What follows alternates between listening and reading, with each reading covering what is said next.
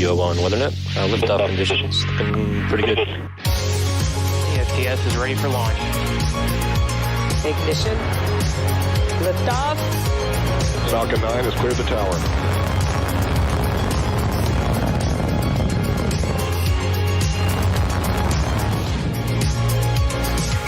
Ten, 9, 8. Side booster ignition. 6, 5, 4, 3, 2, 1.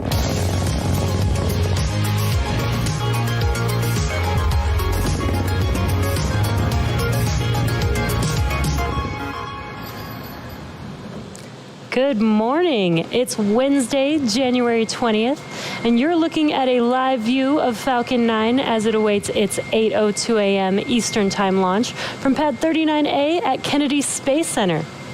My name is Jesse Anderson, a lead manufacturing engineer at SpaceX, joining you from our headquarters in Hawthorne, California.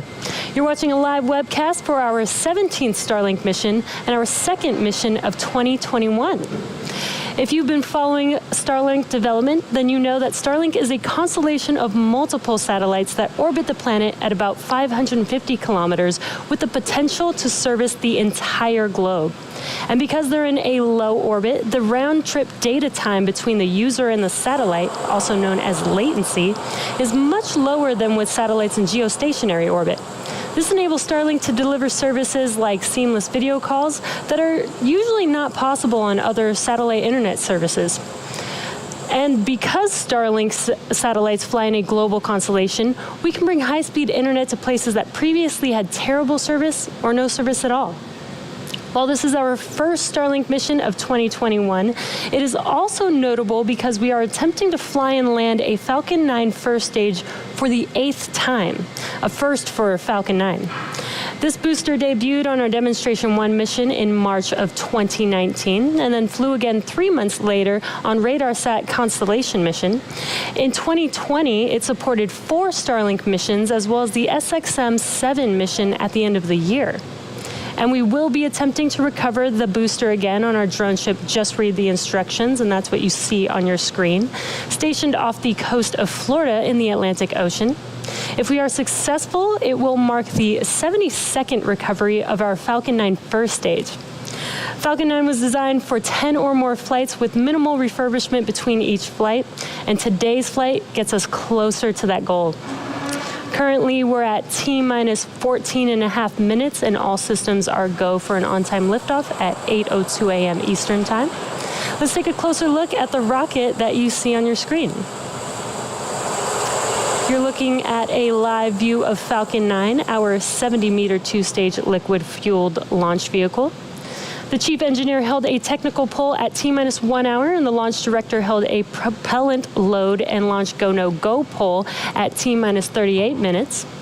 Falcon 9 has been loading propellant since T-minus 35 minutes, and currently our rocket-grade kerosene, or RP1, is nearly fully loaded on the first stage, which is the bottom two-thirds of the vehicle.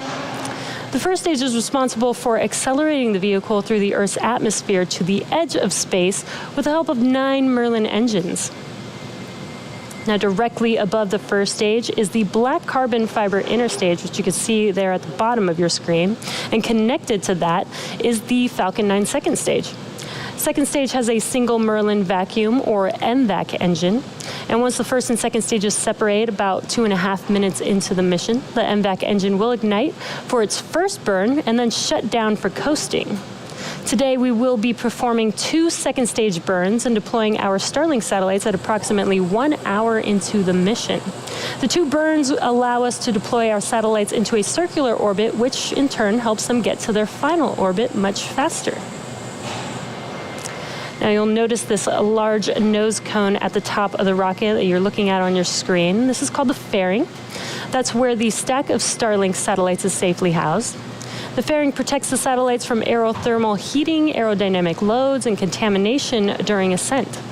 As you may know, space is a vacuum, so we will jettison the fairing halves to reduce some weight as the second stage continues on its journey to orbit.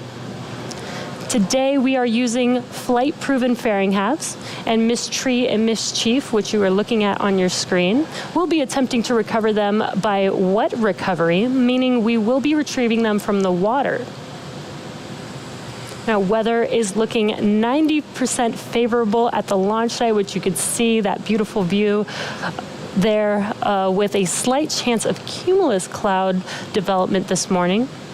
At our recovery site in the Atlantic Ocean, ground level winds are in the forecast today.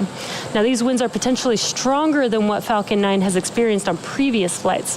Therefore, today's mission will be what we call an envelope expansion on our first stage landing wind performance, meaning we are going to test the wind limits of our vehicle upon landing.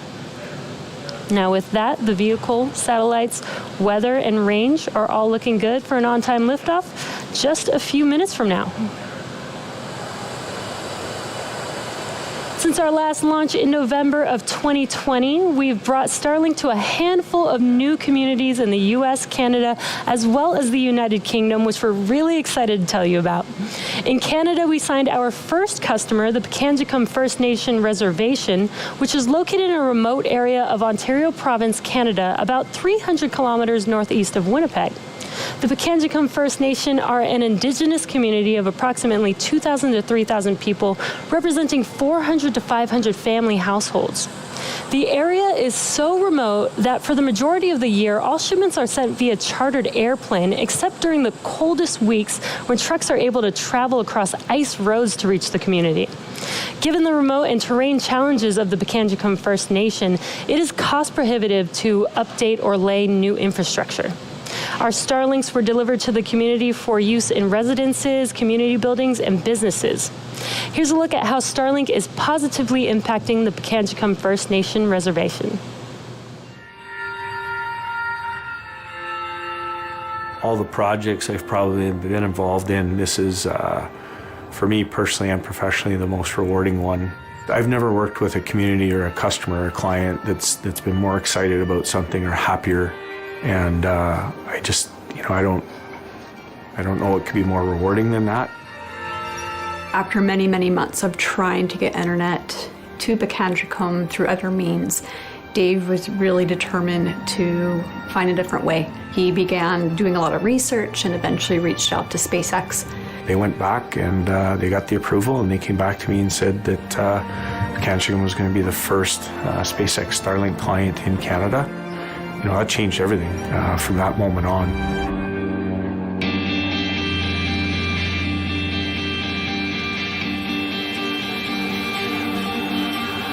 I work for Pikangikum Health Authority. I'm a community person who really believes in their community, and I hope that it gives the younger generations a little bit of hope. We're creating a pathway for the younger people. It's a long time coming. The biggest thing will be accessing services. I think that was the biggest issue for us. Better services in terms of how health is delivered remotely and education. Up until Thursday of last week, you couldn't get a college education from Pikangikum. You can now. That access to that information allows them to change the world and shape their path and future. This is a monumental deal. I mean, for the community of Pikangikum to be able to have high-speed internet within 15 minutes of it landing on the ground is incredible. Yeah, you're laughing because you know what it was like before. Before it was like three. Like three. I never expected to see that kind of number. Yeah, it's better than 60 kilobytes per second. That's actually how fast our internet was. This solution can be used for healthcare, for education, for virtual court purposes. Anything that you can think of that's done virtually in another environment or in another city can now be done in Pikangikum in a remote fly-in community. I can only think of the difference that it can make at the school for the students. Right now, because of COVID-19, all of our instruction is online. From a perspective of policing, it's very difficult sometimes to do business in a timely fashion. A lot of challenges that we see right now, we're going to be able to overcome them due to the speed. Just that we were a part of the project and that we had the pleasure to help them get this far is just awesome. My goal has always been to start with the youth, the kids, the children. When that playing field isn't level, then we're doing something wrong. I think what we've done here is that there's still a lot of work to do, but at least they have access to technology and information, and hopefully that playing field is at least a little closer to being level. It's pretty exciting, and I'm sure the community is just as excited as I am today.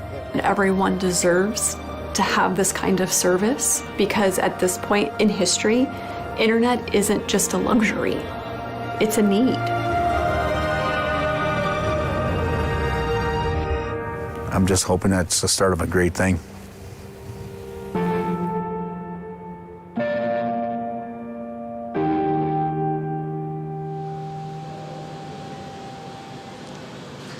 It is so incredible to see the community's excitement and gratitude, and our Starlink team is really proud to be able to help communities like the Pikangikum First Nation Reservation. Also, since our last mission in November, we signed up Marysville, Ohio, as well as the Wise County Public School District in Virginia, which will help bring satellite internet service to almost 50 families in that rural community who otherwise would have limited access to high-speed internet. And lastly, earlier this month, we expanded our Better Than Nothing beta program to include customers across the pond in the United Kingdom. Within the northern U.S. and Canada and now the U.K., we are focused on rural and remote areas where there is no easy access to fiber or cable. If you're interested in our service, head over to starlink.com for more information.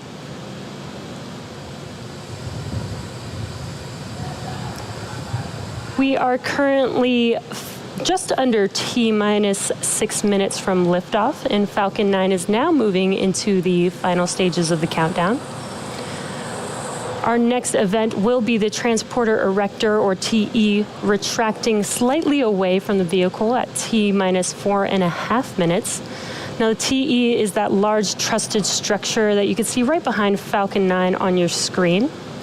We use the TE to roll the rocket out to the pad and raise it to its vertical launch position. The TE also routes the vehicle's fluids, power, and telemetry umbilicals from the ground systems to the rocket and satellites until Falcon 9 goes on internal power and clears the pad. At liftoff, it will retract even further in order to clear the way for Falcon 9's ascent.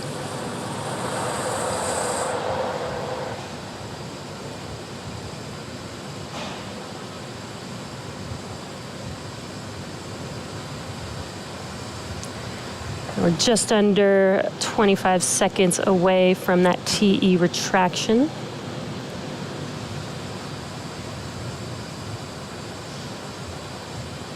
You can see those white clouds around Falcon 9. That's what happens when the LOX hits the ambient air there.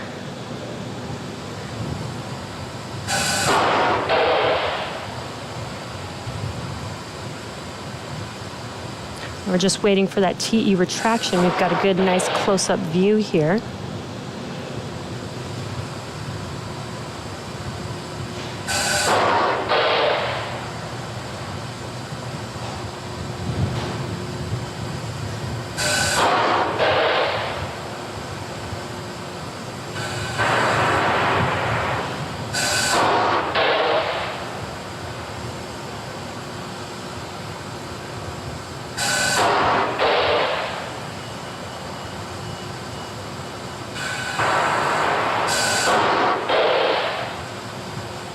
Again, what you're looking at on your screen is the top of the vehicle.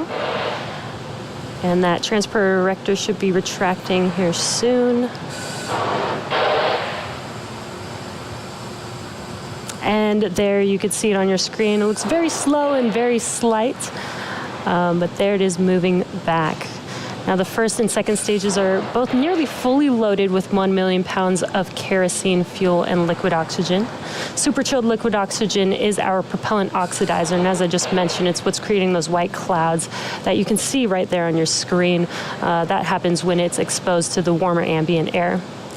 First stage should finish prop loading in a second here, and second stage at T-minus 2 minutes. At T-minus 60 seconds, Falcon 9 is in startup, and what that means is that the rocket's autonomous internal flight computers have taken over the launch countdown. Now, they'll light the Merlin engines at about T-minus 2 seconds, and liftoff will be commanded at T-minus 0. We use T-Teb as a fluid, and when it mixes with oxygen, it burns a green-colored flame, so you might see a green flash near T0. We then allow fuel into the thrust chamber, and the engine comes up to power for liftoff. Now, the Starlink payload continues to be healthy. The Falcon 9 team is tracking no issues on the rocket Weather is looking great, as you can see there on your screen, and the range is green for launch.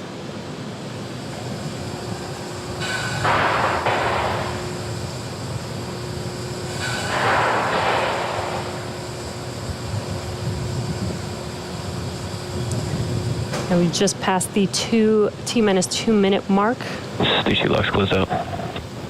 And there's that call out that LOX load is complete on both first and second stage. Just about 15 seconds or so, we will start venting out the transporter erector liquid oxygen line. And there you can see it on your screen, those white clouds. As I mentioned, this is the venting, just clearing out the line on the transporter erector.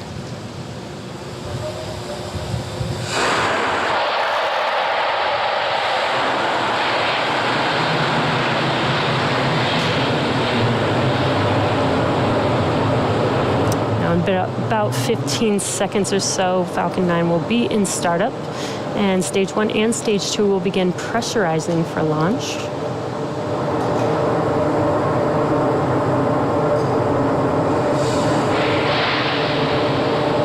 And Falcon 9 is in startup. There's that call out. Falcon 9 is in startup. Now we're waiting for the go for launch from the launch director in a few seconds here.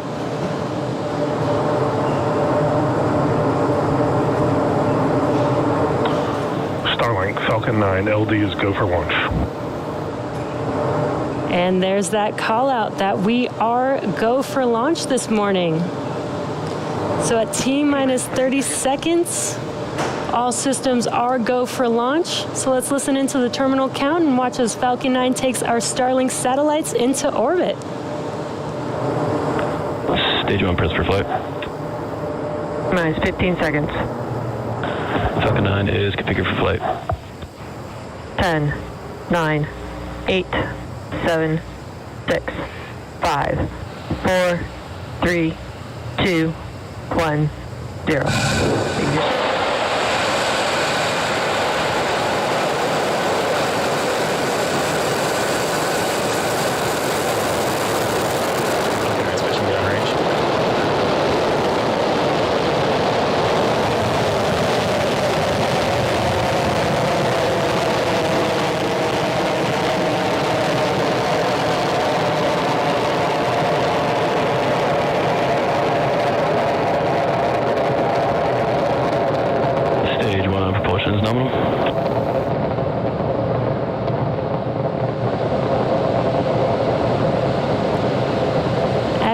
Plus 40 seconds, we've got a beautiful view of Falcon 9 successfully lifting off Telemetry is nominal.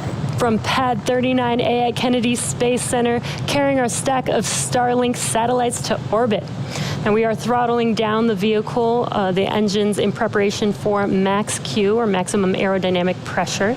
This is the largest structural load that the vehicle sees on ascent, so slowing down the vehicle helps us pass through the short period. MaxQ. And there's that call out that we've passed through MaxQ. Now, in about a minute, we'll have 3 events happening. That'll be main engine cutoff, or what we call MECO, stage separation, and SES1, which is second engine start 1. Now, MECO is where we shut down all 9 of those M1D engines on the first stage to slow the vehicle down in preparation for stage separation. And that's where the first stage separates from the second stage. First stage will start making its way. Back is chilling.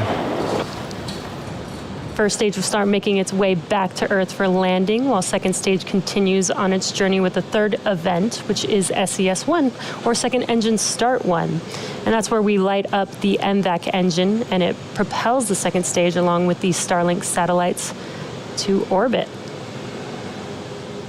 We've just got some awesome views on the screen.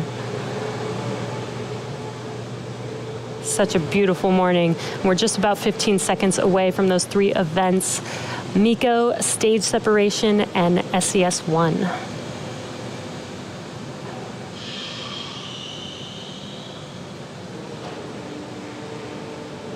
And MECO.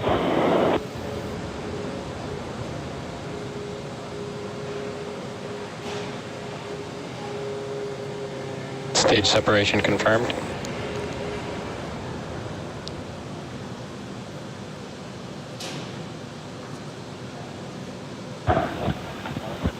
ignition and throttle up. And there you just saw MECO and stage separation on your left-hand screen. On your right-hand screen is the second stage.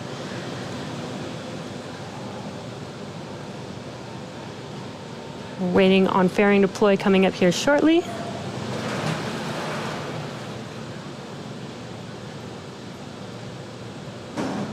Fairing separation confirmed. And there you could see the fairing halves have been deployed, and you could see them falling back to Earth. And with that stage separation, that confirms the 8th successful flight for this Falcon 9 booster on ascent. So very exciting. And as a reminder, we will be attempting to recover the fairing halves today with our recovery ships Mystery and Mischief.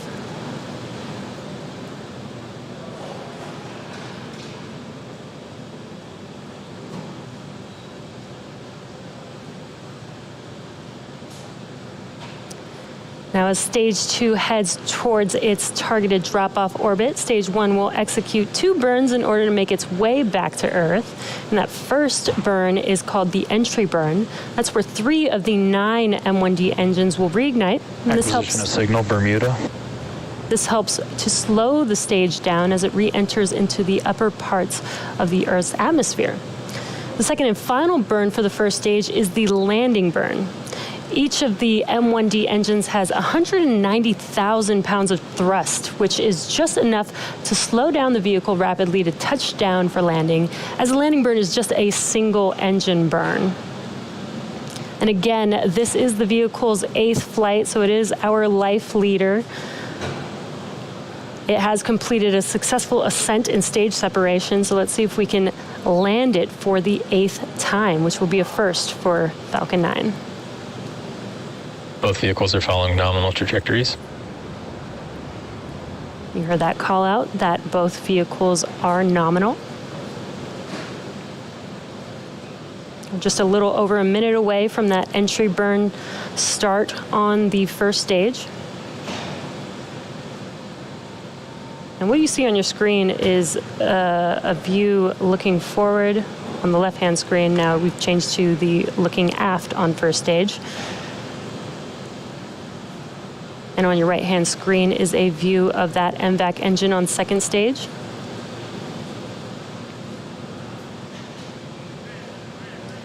That second stage engine, that MVAC engine, has a thrust of 220,500 pounds of thrust in a vacuum.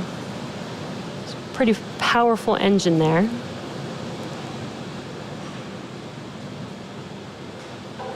And we're just about 20 seconds or so away from that entry burn on the first stage. You can see those grid fins are deployed, helping to steer the vehicle. And we do use nitrogen gas burst for attitude control. Stage 1 FTS is saved.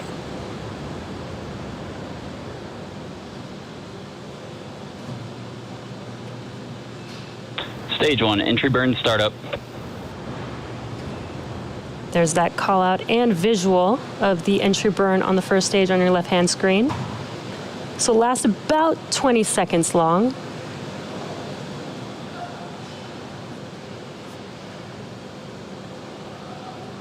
Stage 1 entry burn shut down. And that concludes the entry burn on first stage. And as a reminder, at our recovery site in the Atlantic Ocean, ground level winds are in the forecast today. These winds are potentially stronger than what Falcon 9 has experienced on nominal trajectories. That was just a call out that everything is nominal. These winds are potentially stronger than what Falcon 9 has experienced on previous flights. Therefore, today's mission will be what we call an envelope expansion on our first stage landing wind performance, meaning we're going to test the wind limits of our vehicle upon landing. So let's see if we can stick this landing today. Again, it also will be the 8th landing if we do land this vehicle. And we're just about 30 seconds away from that landing burn start on the first stage. And what you're looking at on your screen is a nice view of the second stage. Still looking nominal.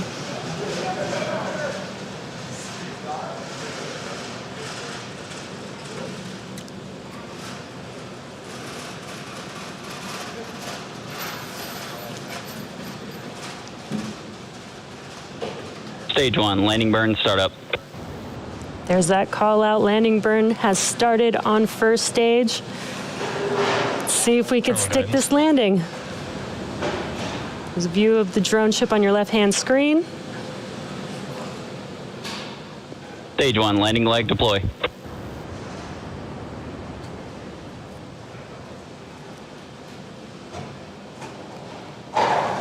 Looks like we lost that live view on the first stage. We'll wait for confirmation. And there you can see on your screen, we have landed the Falcon 9 for the 8th time. This is our life leader. What an amazing morning. That is an awesome view. And we're just waiting for SECO 1 on second stage. And SECO. And there's that call out for SECO 1. Waiting for confirmation of good orbit.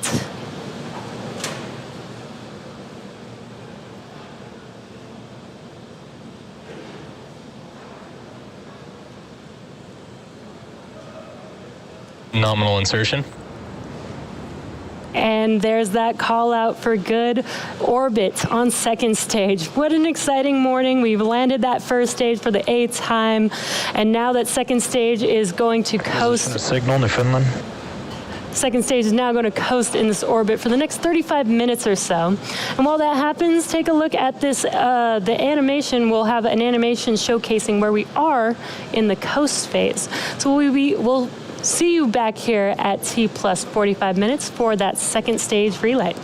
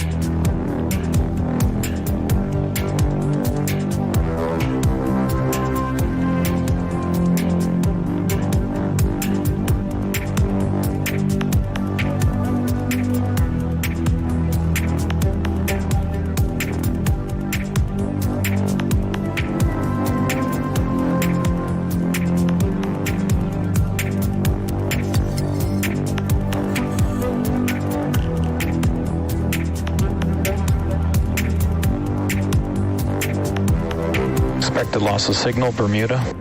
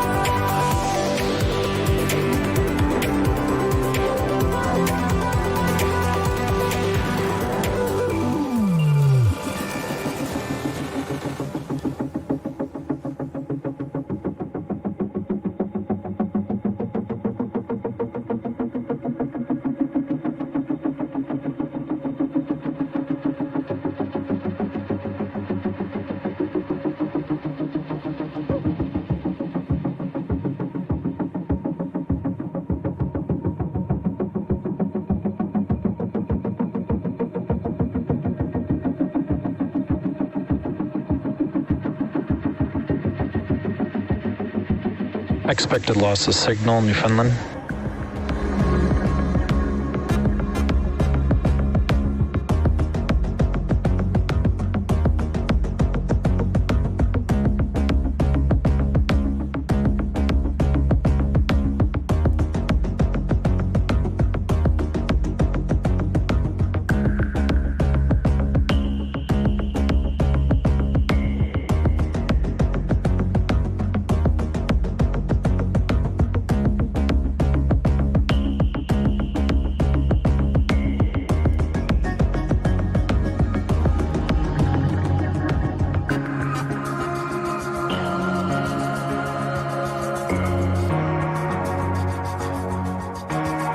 Acquisition of signal, Goon Hilly.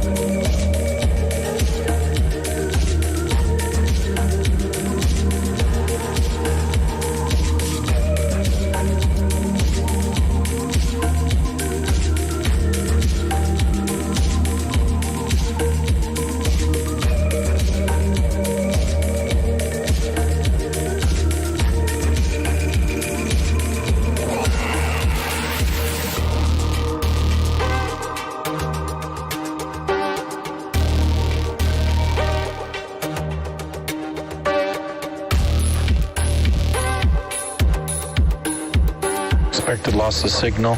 Goon Heli.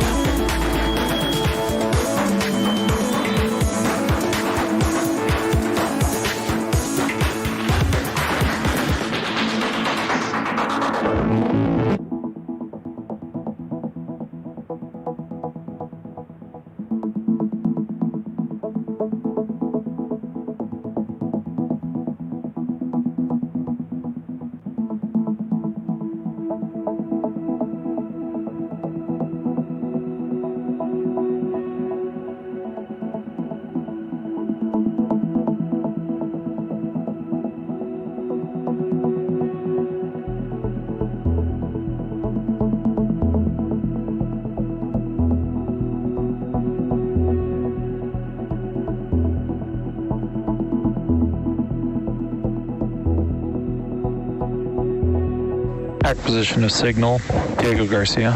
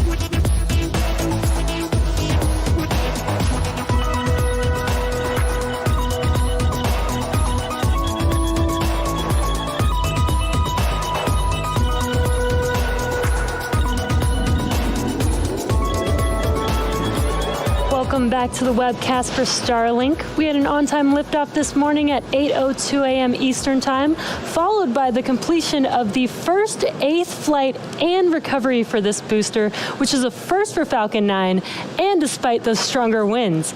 Today marks our 65th landing of Falcon 9 and 72nd successful recovery of a first stage. We're now just waiting for the relight of our second stage, or SES-2, coming up here in a few seconds. It'll be a short 1-second burn. Just waiting for that call out.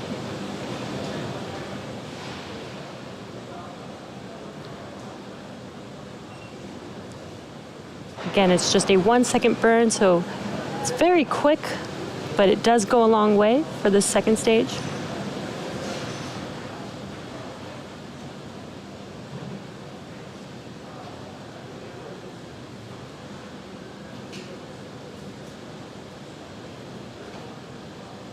Nominal orbit insertion. And there we heard that call out for good nominal insertion. Again, we just had SES-2 and SECO-2, just a quick burn of that second stage engine. We have another 15-minute coast phase before we deploy our next batch of satellites into orbit. And during this time, the spacecraft will start to spin along its central axis, giving the Starlink satellites the momentum they need to space themselves out over time after they deploy. While this happens, sit back and enjoy the space jams. We'll see you back here at T plus 1 hour and 4 minutes.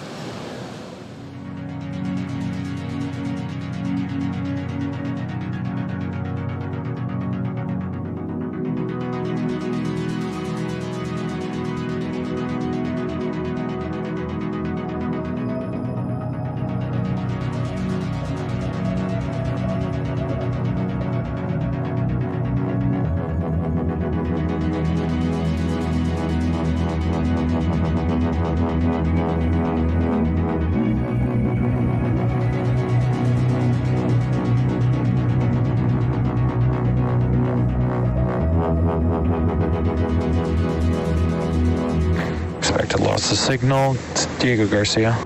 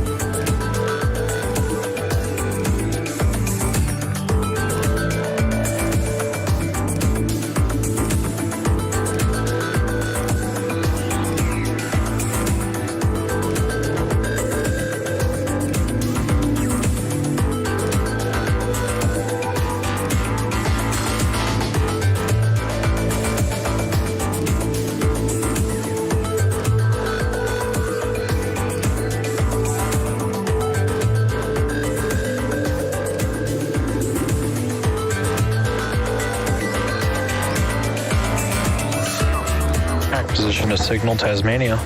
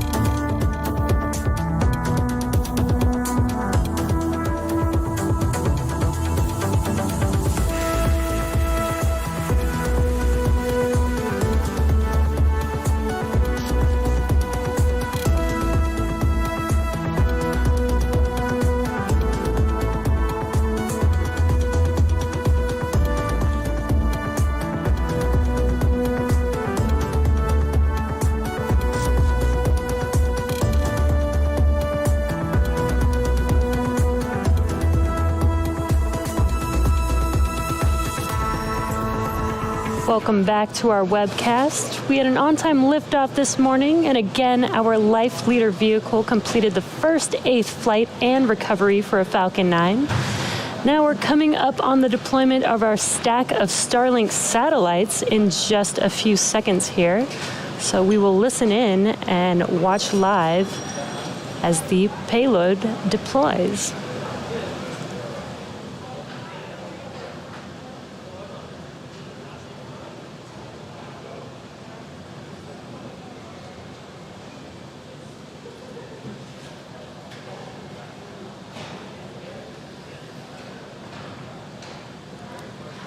We've got the sun beaming into our camera view there. Payload deploy confirmed.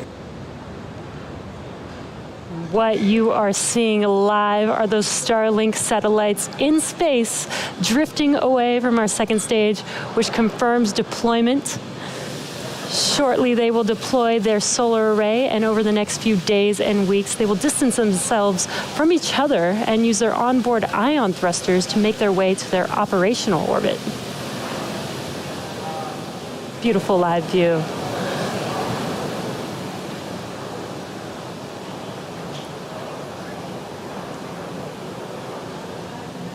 And that brings our webcast to a close. Thank you to the Range and the FAA for supporting today's mission. And thanks to all of our viewers, as well as all of those in the US, Canada, and the UK who ordered Starlink under our public beta program. If you're interested in being a part of our beta program, head over to starlink.com and sign up. Thanks for joining us, and have a great day.